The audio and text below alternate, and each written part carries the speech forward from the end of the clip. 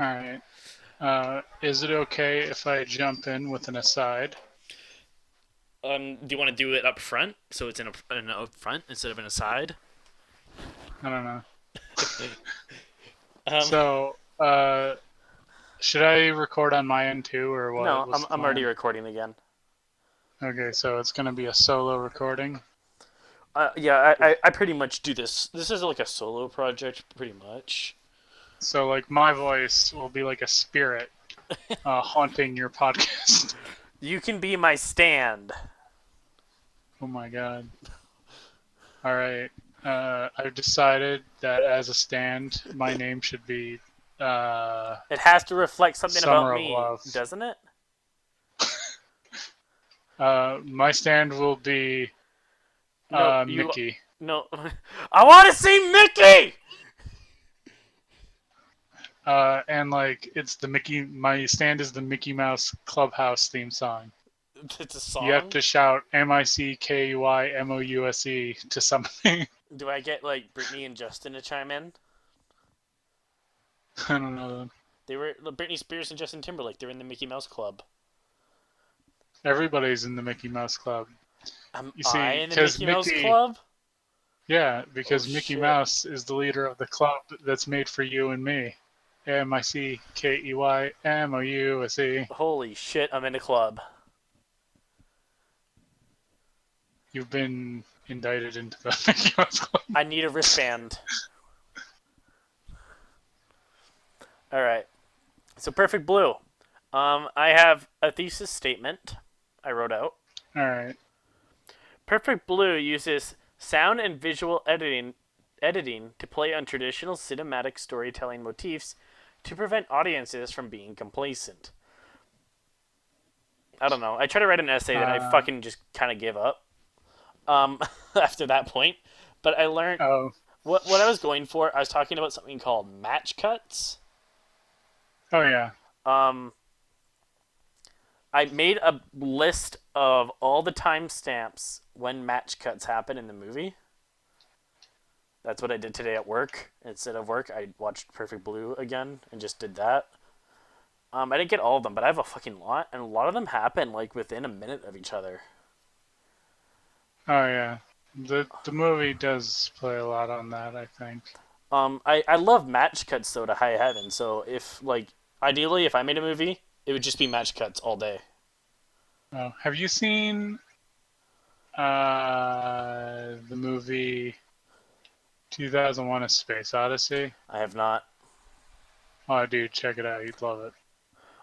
Is it all match? I think Also, I saw one match cut actually, example of that movie. oh yeah. There's also like there's these back when people were working out montage in Russian cinema. Oh, this guy again. There were these two guys, Podovkin and I forgot the other guy's name. But anyway, they had like some cool ass movies like Battleship Potemkin. Did a lot of match cut stuff. Um, Uh, that's all irrelevant. there's this. There's this one specific match cut I really liked though. Um, Yeah. it's with sound when she gets that fax calling her a traitor. The fax machine sound is like doo doo doo, but it turns out that was like the song, Oh, and I thought that was amazing. that's neat. And I also made a note how I said when we were watching it, a lot of the music sounded like Nine Inch Nails. Oh yeah. There's It's another like fucking. just rad. It was like some downward spiral stuff. Hey man. Raping of the innocent. The ruiner ruins everything he sees. Now the only pure thing left in my fucking world is wearing your disease. Why is he so angry? The dork, or I thought we were call talking. him the dork. Are we talking about Trent Reznor? Oh, I was talking about the nerd guy in the movie who's like a stalker. What? I thought you were saying a Nine Inch Nails lyric, I was. but then you were referring it to the fan. Well, yeah, you see, if you look at the lyrics of Ruiner, the raping of the innocent, the ruiner ruins everything he sees. But that's not his fault. He was pushed. Yeah. I mean, if you look at the other lyrics, that would also go into that as well. Maybe, you see, the true ruiner is actually spoilers for anybody who hasn't seen the movie. Why did you click on a video? Whatever. Because that's what I do. When I used to watch Nostalgia Critic, I'm like, I will watch Nostalgia Critic so I don't have to watch the movie. Okay, so anyway, spoilers. There's like an evil psycho person who's like trying to become main girl, in effect. And girl in effect. And she's like, she's the ruiner. Well, yeah. Yeah.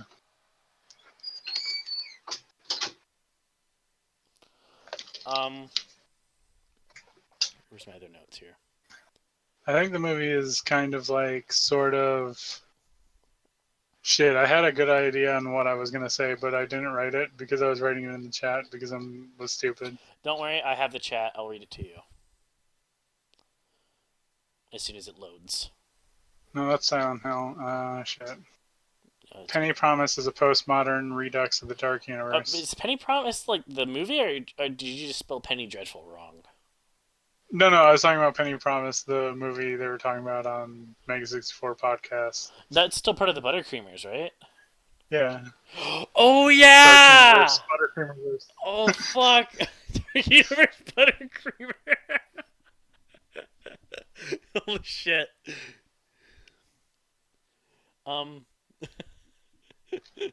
It's right here. It's right above the photo of the tennis player and the cat I sent you. Okay, I scrolled up way too high then. Let me go back down. Did you say something about a movie where a thug guy drank a dude's piss and then they switched bodies while the apocalypse was happening? I wake up to that and I just like, did he have a dream? Because I did not talk about this ever. I don't remember. Okay. Okay, so the thing that I think what the movie is about is this kind of delusional detachment from reality that like people kind of go under when it comes to like entertainment business, especially when they like make people into like celebrities into idols and stuff. Well, keep expanding on that. You know, like because like it kind of takes like they're a music idol, as in like yeah they're singing the theme and music and all that stuff, but they also become a literal idol that it gets worshipped and warped within like the people's minds. You mean kind of like when the fan at the very beginning was like had her in like the palm of his hand like a fig? Yeah. Yeah. And like he starts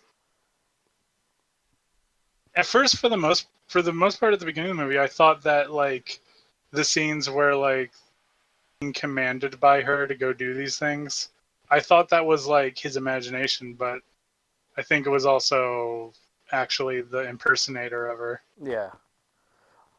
Giving him the commands. Because, so it's kind of like I knew still kind of like a religious thing there, or like a idolatry thing.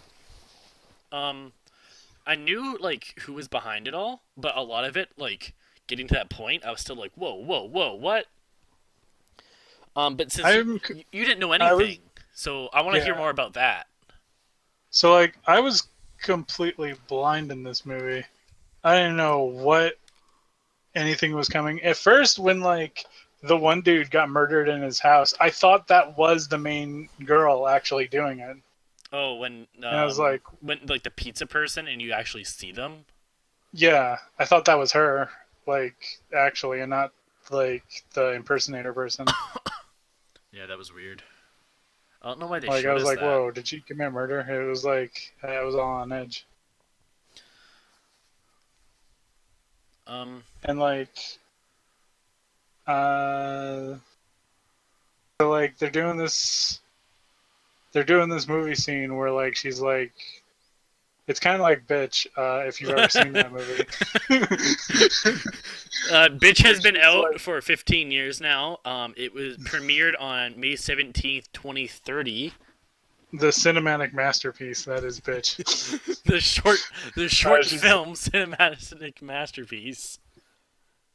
So like it's like this weird like drama detective film, Wait, are we talking and there's about like a Bitch? scene where she like gets raped, No. and then like there's a part where like during the scene, the director yells cut, and then like it goes from like this scene that's a little too real to like this detachment from reality where they're all just like standing around looking at each other and like they're all still in place. Well, because he did And say it's hold just, like- position, and then the guy apologized.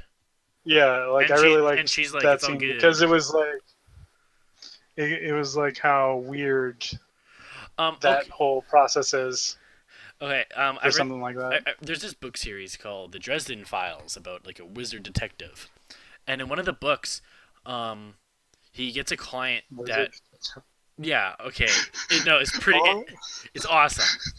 Whenever I think anybody brings up wizard, my immediate thought is always like Merlin with like a goofy purple hat and stars and a crazy beard with Yes. a crystal ball. But listen, his crystal ball's on a stick and it doubles as a magnifying glass. Oh my god! It's Like I'm just imagining he's holding the crystal ball and getting ready to fire a Kamehameha wave out of it. no, okay. So the wizard detective, he gets a client that's a producer of a porn company. But he's kind of superstitious, and he's like, "Hey, everything at my production's going wrong. I think I have like evil spirits or something." And in this world, a lot of people don't believe in that mumbo jumbo, but except for the wizard, of course, because that's his gig, and then a few people here and there. So he like goes there, and he just he's like, "All right, I'll go undercover and see who's like putting these curses on you. Just hire me as like an assistant or something on this porn set." And it talks about how like when they film porn, it's a lot of they'll go at it for like a minute, they'll call cut, apply a bit of makeup to like their face, shoot again, cut. It's a lot of cutting during like pornos, which is really weird.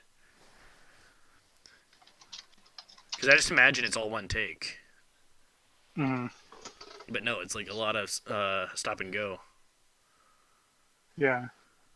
Like realistically, I think there would be a lot more cuts, but also, this movie's realistic as shit. Perfect Blue. But it's also like, yeah, it's like realistic, but then it goes in these weird like things. Was this from the same people who made Paranoia Agent? Yeah, same director, I believe.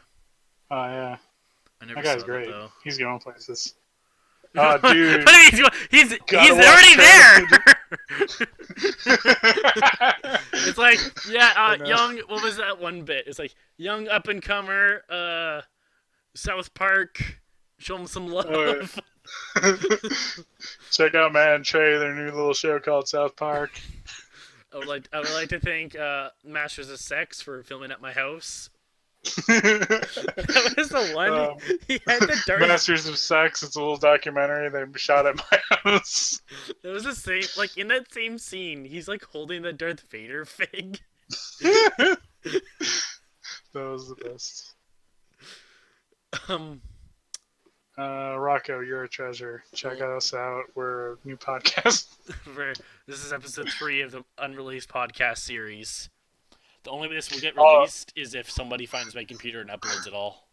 Oh shit, that should be the title of our podcast, Unreleased. Wow. Dude, we just solved it here. I got You, it. had to, No, check you this all out. had to watch 3 episodes in to figure it out. This is what it's called. You ready? Yeah. Unleashed. Shadow the Hedgehog. Because Shadow the Hedgehog. wasn't he like a werewolf in that? No, that was Sonic Unleashed. Sonic Unleashed, though. Yeah, where Sonic becomes a werewolf. In Um, Shadow the Hedgehog, he was able to drive motorcycles, pick up guns, and shit. Back to Perfect Blue. Yeah. There was a. Well, I guess from the beginning. At the beginning, there's the part where like the camera is focusing on some guys in the crowd, and Yeah. they'll walk and talk, and the camera will follow them. But if like the camera sees somebody more interesting, the camera will latch onto them and follow them around. Yeah. And I thought it was like really fun. Excuse me, and you get a lot more story out of that. Yeah. Oh, there's a movie that's entirely shot like that. Oh wow, Have you ever heard of it? no, I'm waiting for you to tell me. Oh, I'm sorry. It's called Slacker. It was made in like 1990, and it's like the movie is just it's following one guy, and then like someone more interesting comes along, and then it just starts following him, and then it just keeps doing this for the entire movie, and it goes through an entire day of Did just like going from person to person. Is there a narrative, or are they all just little vignettes? Yeah, but it's like they're all connected because like the camera has to move to the next person. But their narratives might not be connected. Yeah, they're like completely disconnected. I think. I don't Um, think there's any relation. It's just stuff happening that day. I noticed everyone in the crowd was a male.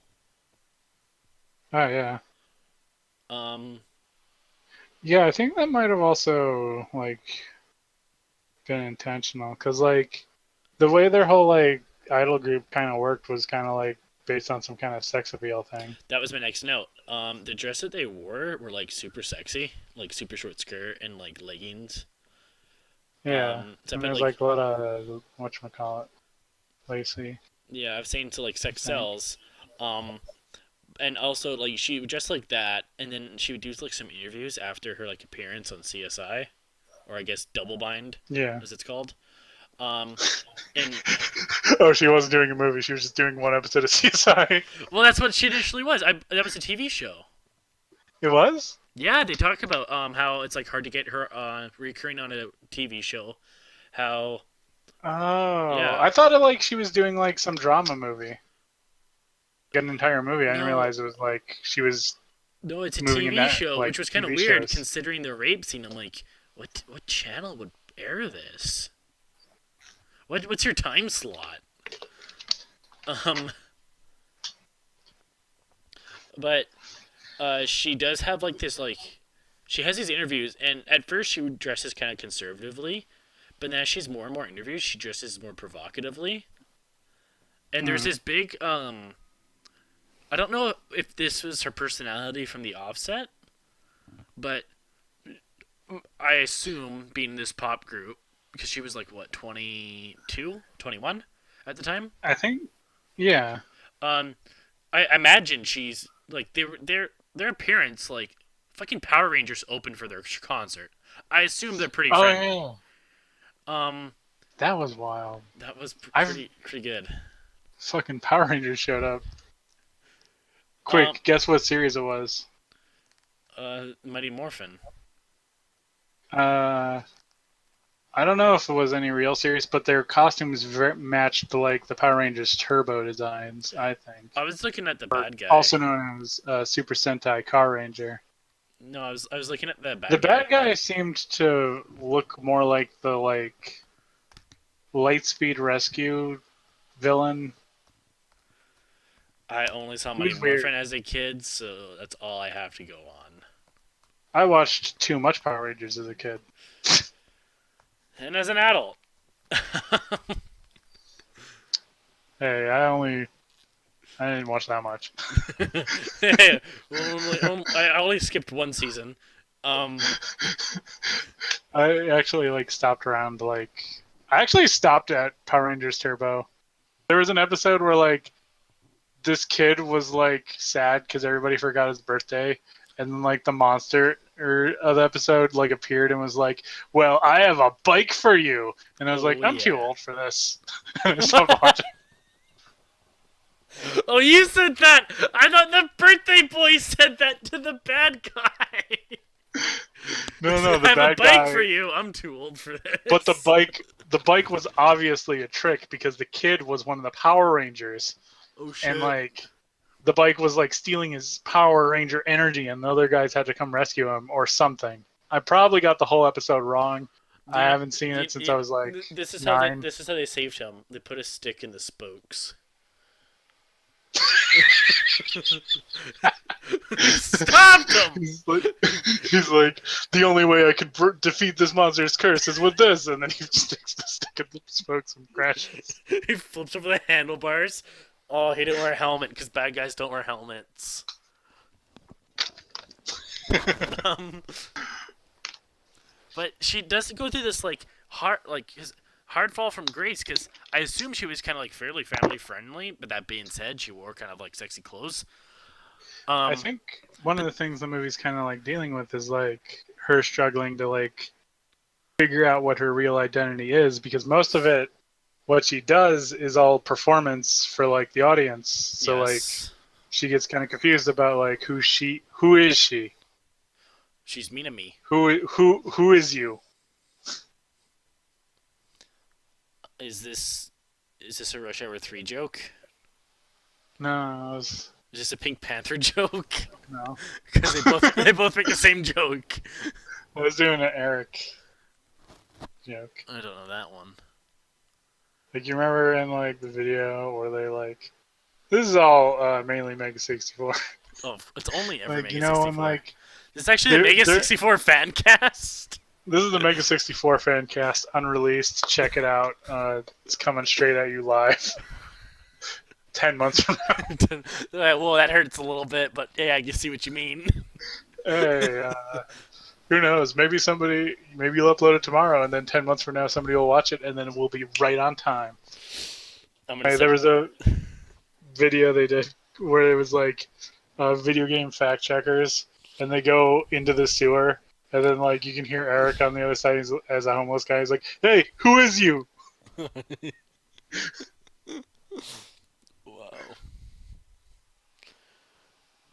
Fuck, I lost my thought. Oh yeah. But she went on to do like really hard stuff. Like, yeah, she has one line in CSI, and then you see her pussy lips in a magazine. Yeah. And I'm like, I think also it was like she's trying to like kind of break away from the image of her original band and set something out for herself. Yeah, but also like she was also struggling with the fact that she may also be revealing way too much of herself. She does have a meltdown when she gets home.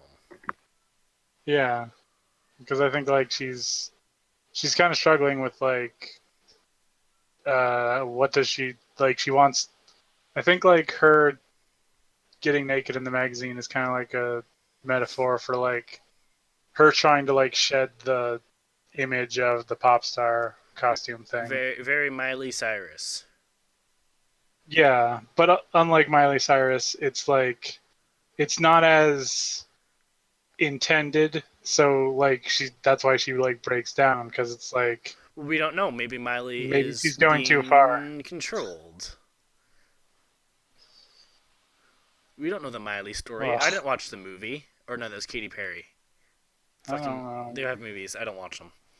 I don't know anything about Miley Cyrus or Katy Perry. Okay, check this out. Katy Perry has Big Bazoongas. I know that Katy Perry has a song called Firework. But JonTron actually wrote that. What the fuck? Yeah, look up JonTron Firework. What the fuck? I'm serious. Just look it up on YouTube. I'm looking it up right now. Look at the YouTube video. Oh, that's a cover. No.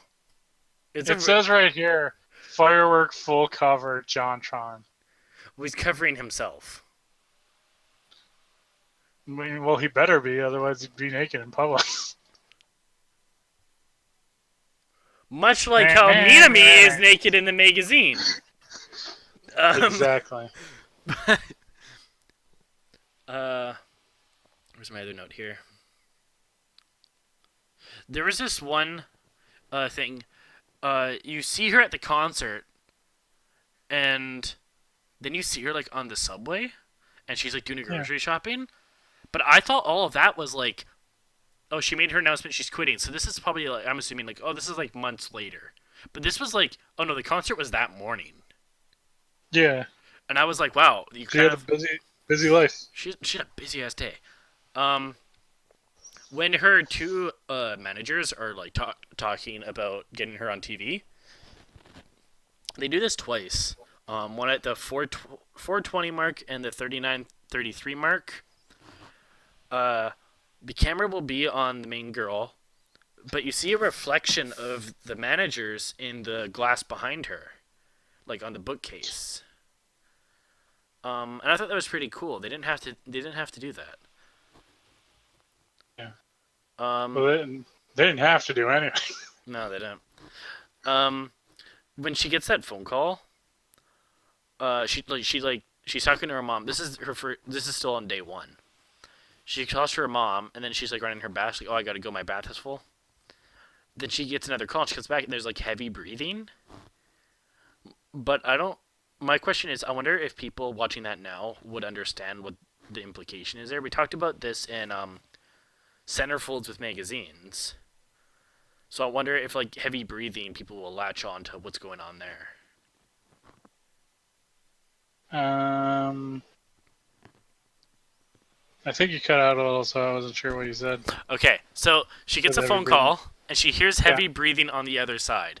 My question Yeah. is, will modern audiences latch on to what the heavy breathing means, much like how we talked about this before, having a centerfold in a magazine, like that gag in like Cat in the Hat.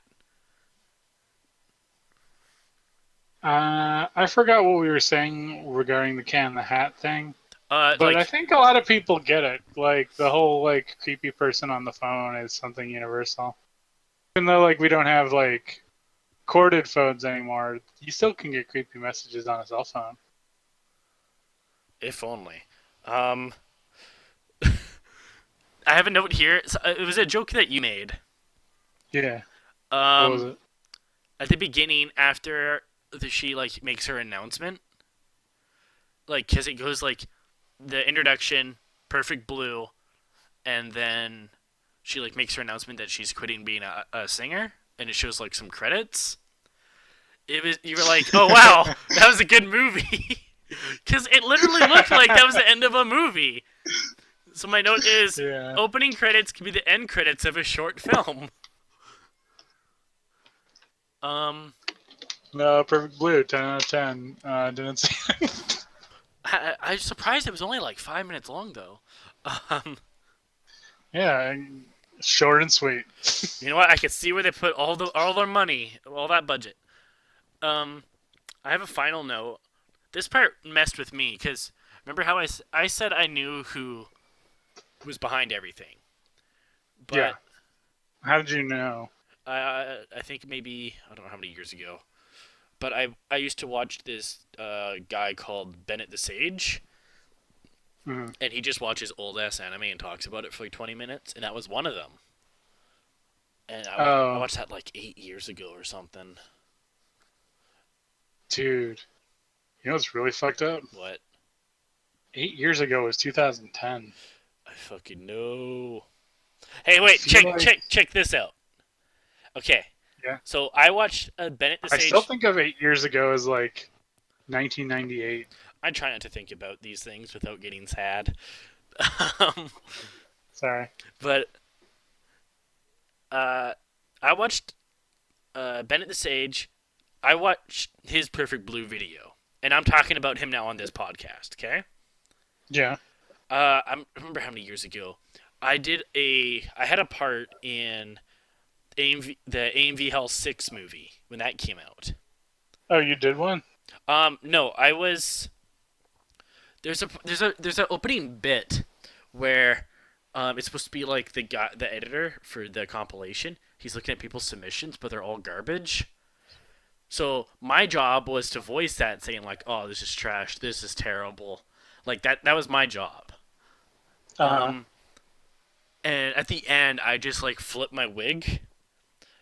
Uh, and so Bennett like he watched that video, and I thought that was weird. Like, hey, I watched him on YouTube, and then like years later, he saw a video that I was in. Well, Whoa, conspiracy. conspiracy theories in effect. Um, but I did say I knew what the ending was about. But what tripped me up was you're watching that episode of CSI she's on, and this is after the death of who was killed? The photographer, and she finds the knife and the bloody clothes in her room. So like in the next scene, she's on the episode of CSI, and she's being interrogated by the woman detective, and the woman detective leaves the room to like talk to her coworkers, and she drops like Minami's real name, saying she's having delusions. She thought that she was a pop idol, but she was actually assaulted. And that fucked me up because I was like, wait, so all of the things that happen on set were all in her head? She was actually raped and shit? But then they did the scene again, but this time they did it in like on script. And so it was like, oh, this was part of the show? And that's like super fucked me up. It was awesome. Yeah, I liked how like they didn't clarify when it was real or when it was like part of the show, and I think that helped. Like, as I was saying earlier, like do the whole detachment from reality thing. Well, they would tell you when it was real and part of the show, but they wouldn't tell you right away all the time. They would show you at the very end of that scene. They'd like lead you on a little. Yeah, so like when she's getting raped, she starts crying. In my mind, I'm thinking like, does she actually think she's getting raped? Cut, and she's like just stone face, and it's like, what the fuck?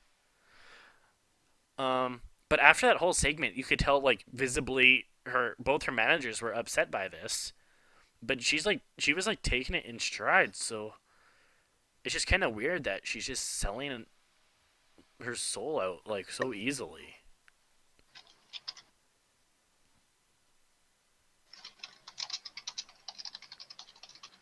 Yeah, but it's yeah. It was a little too real. There is a live action adaptation of the book, and I think a second one as well. Which book? Because Perfect Blue was originally a novel. Really? Yeah, and I think it had like 2 live action movies. Were they before the anime? The book? That's okay. That's weird to think of it as being like live action. Yeah, the live action. I thought it was originally anime. Okay, so there was a novel, and then the novel became an anime, and then after the anime was 2 live action. Okay. Yeah. Why would they do that? Why did they do anything? Good point. But why did they cancel Dark Universe? I don't know if it's still canceled yet. Check out Godzilla coming out soon. I don't think he's part of it, and I saw an article. Some guy wants to like pick it up and save it. Check this out: Godzilla versus Dracula. Who would win? Oh shit! What if King of the monsters, King of the demons? He's the real. He's not the Demon King. Did you not watch? I don't know. I don't watch Inuyasha. Isn't he like a Demon King? Naraku? No, Inuyasha. No, Inuyasha is a dog demon, but I think Naraku is like the host of all demons, and they all like come out of his body because he's like the embodiment of evil. I didn't finish Inuyasha, so I don't know exactly what was up with Naraku or Inuyasha or where this was all going. I never watched it, but I do have a best of soundtrack of the show. Like Inuyasha's thing was he was half human, half demon, and he wanted to get rid of his human half so that he could become a full demon and become powerful. It's similar in a way to Devil May Cry 3. Virgil. Check it out. I didn't finish the first one. The first what? Devil May Cry. Oh, Devil May Cry 3 is a prequel, so you don't really need the first one to understand what's going on. And I lost my save for the 4th one. Oh. I hate losing saves. It's worse. I was halfway through that game, like, too. 3 Special Edition is kind of like the best game in the series, and it's all self-contained. So really, it's kind of like the only one you need. Do we have any more Perfect Blue notes before we start talking about Devil May Cry? Yes. Hit me with it. Did Santa Claus appear in this movie? No, this didn't take place at Christmas time. Shit. What? Oh, dude, it was so cool when they were like when she was like running from like the evil doppelganger, and like it was like in her mind it was like this weird ghost thing chasing her, but then it would cut to Oh. reality, and like she was like this fat overweight person struggling to keep up. Yeah, there was that one specific shot. You see like the pop version of her chasing her, but in like the window reflection is this fat woman just panting. And I was like, Yeah, that's amazing. But I think it's like, crazy how Mina Me only saw the idol form of her I think it was until she also lost she her was wig. like kind of wigging out a little. Well, she was waking up the whole time. She was losing a So like lot of time. There was a lot of scenes where like, hey, we just saw this scene. Is she reliving the same day? And it's like, oh, I haven't seen you in a while, also manager. And like, it's like I saw you yesterday. and another thing is like when she's running away from her, she's not looking at who's chasing her. So like that's probably like in her mind what's happening behind her because she's not looking. So she doesn't see that it's a fat person struggling to keep up. I just remembered my second thesis statement that was undeveloped. I want to make some sort of connection with this movie being a parallel to drug use. I don't. I wouldn't say it's drug use, but there is kind of like an addiction element. But I think it's more so with uh, the fans and the culture around the characters in general. Oh, when I I think it's all entirely about like the detachment of reality with that's idol true, culture. but I wanted to come at it from a different angle because I've thought about it. You could put any lens on anything and talk about it. All right, this movie is about the fall and rise of communism in the 1940s. All right, give me some evidence. Okay, so there's a lot of like misinformation coming in between them. A lot of like spying on her, her personal life. Mm-hmm. She like tries to like leave behind the path of the idol world, which is the path of capitalism, going off on her own thing. But as soon as she tries to go off on her own thing, the people who uh, worshipped her suddenly turn on her and is like, no, you're no longer yourself. You're no longer a person. You do not exist. So it's kind of like how, like, with capitalism in the Reagan era, Reaganomics, he dismissing the existence of people who they declared as outsiders. I don't know. I just randomly put all that together. I don't know if it's. um, we'll be mailing you your Pulitzer Prize. All right, check it out. Fucking film critic of the year right here. Check me out. I made a video. This is a video. About Kingdom Hearts. I made a Kingdom Hearts video. I go into like deep character analysis. Be sure to watch it once and then check it out a second time because there are some details you might have missed. In a 4 minute video, which Hey man, it's people 4 minute video. seen. Short, sweet, got it all. Um, I don't know. With my drug angle, I don't know what I was really trying to do with it. I guess like peer pressure. I guess. Hmm. Um, Yeah, but the peer pressure is more so like. well, I was trying to form a parallel. I mean, the pressure is there, but it's like I don't know if it counts as like peer pressure drug use type deal. Um, when I talked Now, if she about took like, now if she did a line of cocaine, I think you might have something there, but I don't think she ever did. um, but they do talk about having alcohol, and that's kind of like, oh, that's their gateway into this world of. Alcohol is a gateway drug. Fuck yeah! I had alcohol. Next day, smoked a reefer. I I had alcohol once. I didn't like it very much. I had alcohol once, and I was hooked on cocaine. Next thing I knew, I was shooting heroin up my ass. Well, that's more of a sex thing. No, no, I got real high. I did like a suppository type deal. Um, when when I was talking about, I didn't know if this was the type of person she was, where she gives herself away freely. When her two former bandmates were doing their like duo thing, this was right before she did the nude photos. they made a joke about like, oh, she's so willing to like just let it all out there, and I was like, wow, you'd say that about your friend? But then I wonder, was like, well, is But there they were any? right. She was. That's true. So I'm like, well, what is there any truth behind that in the past? Because we don't know who Yeah. she was prior. We just know who she is now. Yeah. Because, like, it's difficult to tell. Like, what is reality? Who is the Matrix? Check this out. I have my drug angle figured out. Alright. So she's like, when they're doing their first performance after Power Rangers, they're like, "Oh, I'm so nervous. I need an alcohol, so you can drink later." Later on, she's like, "I'm gonna do my own thing, aka drugs." Okay. She starts taking the drugs, but then she starts getting into situations she shouldn't. So she's getting more and more drugs, dirty needles and stuff. Um, Do we see needles? no, it's an allegory. Allegory. Well, because like the guy raping her, his dick is like a needle going in her. So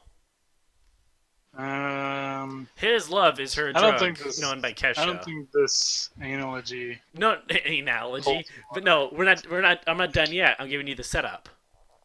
Okay. So she's seeing this perfect version of herself. So like when she's all strung out, she thinks she's like Superman and stuff. Okay, but in Does reality, she? and listen, in reality, she is a mess, and the reality is her fat psycho manager. It's like I am this perfect. I see this perfect vision of myself when I went down this path doing drugs. But in reality, I am this fucking crazy bitch who gets hit by a truck at the end. The truck is reality. Um. And then when she drops off her manager at the psych ward, that's her in rehab. And then she's leaving rehab and leaving her addiction behind.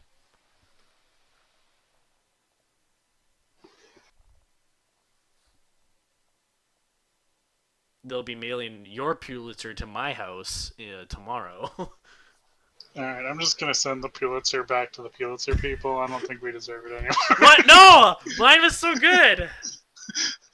I mean, if we're just gonna argue about who deserves the Pulitzer, then Are maybe neither of us should have it. Are you trying to do a Sullivan the Wise thing right now? Nah, it's like Solomon the Wise. If Solomon the Wise is like, I'm just gonna send this baby back. Sorry, guys, neither of you can have it. I'm gonna mail it back. See what Jesus says. Oh man. Any more Perfect Blue notes? So I what do you think the title means? That's a good question. I have no idea. Oh, I got it. Check this out. Remember I was talking about drugs? God damn, I don't No. like the drugs. Okay, Breaking Bad. They make that sweet baby blue. That was a Badger line in season 1. Checkmate. I think it's about If you're looking it up, that's cheating. what? If you're looking it up, that's cheating. What? Don't look What's it up. cheating? No, if you look up the answer of what the title means. Oh, like there's like water in the movie, right? Yeah, in like the fish tank Yeah, so maybe she's really thirsty. for dick. And like the ending of the movie when her evil shadow form when she kills her nobody, then only then is her thirst quenched. Once she has tasted blood. Once she has removed, it's like the Jet Li's movie The One. If you kill yourself in an alternate universe, you become stronger. Oh shit! I should kill myself real quick. No. You have to not the you. You have to kill the alternate you. Is this a The Rush other Hour 3 Pink Panther joke right now? No. This is Jet Li's The One joke. Check it out. It's on DVD. It's got Jet Li in it. They got a song from Papa Roach. cut my life into pieces. This is my plastic fork. No. And I think that's all I really have left to say about Perfect Blue. Great movie. Didn't see it. What did you really think about it, though? Yeah, I really liked it, and I really think it's just kind of like, I think the whole movie is very directly about the whole like idol culture type Yeah. deal and exploring how fucked up that all is. That's why I tried to come at it from a cinematic point of view, so I didn't have to copy every other video essay on this. I didn't see any video essays. I didn't even write anything on this. I just watched the movie. I liked the movie. I thought it was really cool.